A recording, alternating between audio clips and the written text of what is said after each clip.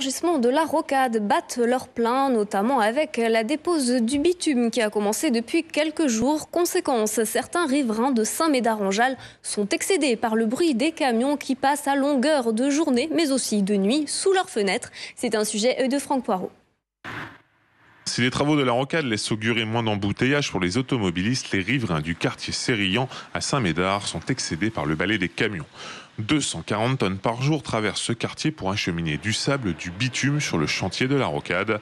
Excédés par le bruit nuit et jour, les riverains se sont organisés en association Séisme, citoyens électeurs indignés de Saint-Médard.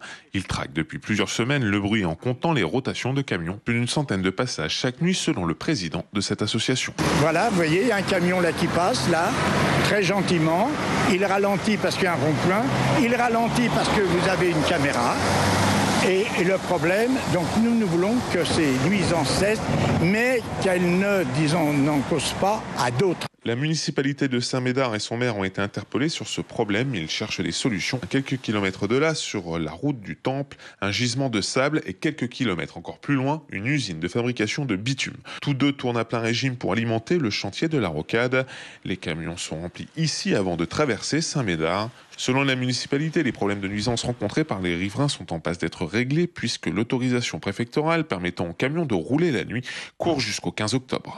Donc, à la date d'aujourd'hui, rien d'officiel ni d'écrit indique que ça va s'arrêter demain ou dans 15 jours. Il n'y a pas que les travaux de la 2x3 voies, il y a aussi les travaux de la LGV, il y a les travaux de toutes les infrastructures routières de la communauté urbaine de Bordeaux et d'ailleurs.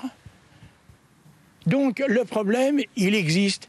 Les riverains espèrent que ce balai de camions va s'arrêter très vite. Si cela devait continuer, ils souhaitent qu'une déviation par le camp de Souges soit mise en place ou même que cette usine mobile de fabrication de bitume se rapproche des chantiers qu'elle alimente.